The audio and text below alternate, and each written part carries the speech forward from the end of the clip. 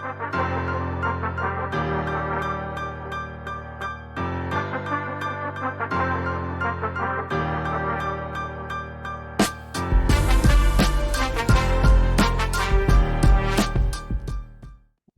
everybody. Today on A to Z Sports Talk for our NFL preview, we are going to be talking about the Washington Commanders, led by Riverboat Ron Rivera.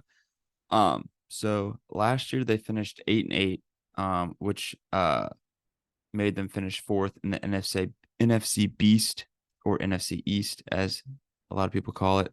NFC East was really tough last year. It just has the Eagles, Cowboys, and Giants all making the playoffs last year. But the Commanders held their own and played very good football last year with Taylor Heinicke and Carson Wentz under center, which I think a lot of people now wouldn't want those two guys under center. Taylor Heinicke is really fun, Battlehawks alum, but I don't know. They just don't get you going. And so this year they're gonna have Sam Howell will take the reins, and I've always been a pretty big Sam Howell fan. I thought he looked pretty great in college. I feel like he could throw the ball really good. I believe he dropped in the draft to like the third round. I could be completely wrong, but I've always thought he's been able to throw a really good football and a solid player. He was actually in the fifth round. Okay, so that was. Wow, I did not realize he was picked that late. So I really think he's going to be solid for them. So we can kind of talk about their offense right now. They have a pretty solid offense. They have obviously Sam Howell leading the way for them at quarterback. They have a good backup, Jacoby Brissett, in case Sam Howell just doesn't perform up to the standards they set for him. They have Brian Robinson Jr. at running back. Everyone knows his story. He was shot in the leg, came back, and he had a pretty solid season last year. He played 12 games and had 797 yards. So that's pretty good. I expect him to rush over 1,000 yards this year and have a really solid year. They also have Antonio Gibson as well, a guy who's not he can kind of do it all. He can catch balls, rush. He's just a do it all and a very explosive, elusive weapon for them. There in Washington. And then obviously their wide receiver room is pretty solid as well. Terry McLaurin, Jahan Dotson, Curtis Samuel are top three receivers. Terry McLaurin is, I believe, dealing with a toe injury. So I don't know if he's going to be with them at the beginning of the year. So I fully expect Jahan Dotson to really step up. He was pretty solid last year as well. As a rookie, he had 523 yards and 7 touchdowns. And Curtis Samuel last year had 656 yards and 4 touchdowns. And Jahan Dotson only played 12 games. So if he can stay healthy, I think he's going to be a breakout candidate this year. So their wide receiver room is something to be pretty excited about. And then they also have Logan Thomas at tight end, who's just pretty solid, average tight end. Before we go to defense, we can kind of look at some of their total offensive stats that they had. They were in the bottom third of the league in total yards per game last year. Taylor Heinicke and Carson Wentz. Yes, Taylor Heinicke would win some games, but overall they just were not it on the offensive side of the football. They ran a lot last year, which makes sense when you have a backup playing a lot, and Taylor Heinicke would scramble and get a lot of rushing yards as well. So now we can kind of talk about their defense. Their defense was actually pretty solid last year. A lot better than I thought they were. They were number 3 overall in defense and yards allowed per game. I will say one thing I did see that was not the best for them. Really, this could be more their offense, but when it came to the turnover margin, they had a -5 point differential, and they were in the bottom third in takeaways last year. So if their defense wants to be even raise their level, I would say trying to get more takeaways would be very important for them to try to achieve this year. And that also has to do with the offense to get so they can't turn the ball over as much either. So that turnover differential is plus and not minus. But on the defense, they have some solid guys. Jonathan Allen, really good player. Montez Sweat, 8 sacks last year.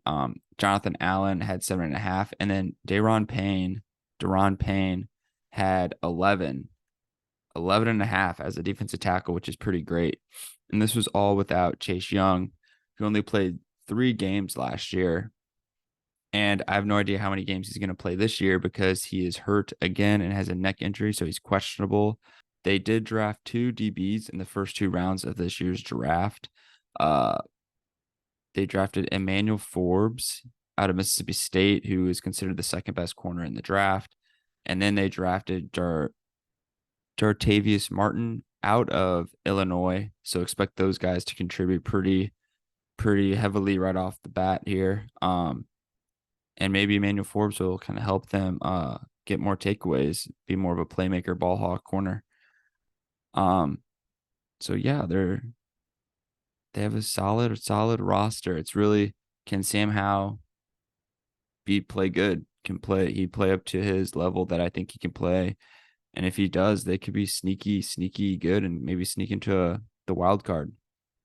So now we will get into their schedule, kind of my prediction of what they're going to do. So their week 1 match is against the Arizona Cardinals at home. They're going to win that game. Cardinals are going to be terrible this year. Week 2 at Denver. I think this would be a close game, but I think the Commanders will be able to get the job done. So that's 2 wins to start off the year. Then they play the Bills week 3. That's going to be a loss. And then they play the Eagles right after that, which is going to be a loss as well. 2 hard games back to back. Week 5, they play the Chicago Bears. I think they're going to get the win there. So that's 3 wins. Week 6, they play at Atlanta. I think they're going to beat Atlanta as well. I think they're better than Atlanta. And then week 7 is at the Giants. I think they're going to lose that game. Then week 8 is home against the Eagles. And a lot of times in these divisions, I'll have the team split, but I think the Eagles are just a lot more better than the Commanders. I could see these games being close because obviously the teams in the division together know each other the best. So that game's going to be close, but the Eagles are going to win it. Week 9 at the Patriots, I'm going to give them a win there. I don't think the Patriots are going to be amazing this year. I think this game is going to be like a under 20 kind of score, a lot of defense, no offense. So yeah, they're going to beat the Patriots, give them their 5th win. And then week 10, they play the Seahawks. I'll throw a bone for AJ and let the Seahawks have a win. So the Commanders lose that week. Week 11, they played the New York Giants at home. I'm going to give them a win there. So then now they have 6 wins. Week 12 against my Cowboys, obviously they're going to lose. Week 13 against the Dolphins, I believe they're going to lose that one as well. And then week 15 at the Rams, I think they're going to get that win there. So that's going to be their 7th win. The Rams are not looking great. Week 16 at the Jets, I think they're going to lose that game. Week 17, home against the 49ers. I think the 49ers are going to beat them. And week 18 against the Cowboys, I think the Cowboys are going to beat them. They have a very tough schedule, especially since the NFC East is pretty solid this year. And then they have to play the Dolphins, 49ers, Bills. Yeah, tough schedule for the Commanders. But I gave them 7 wins. So I predict them to be 7-10 next year. I think if Sam Howell plays really good, they could, get 8 to 9 wins, maybe sneak into the playoffs. They may even be able to get in the playoffs in 7-10 because the NFC is not that strong.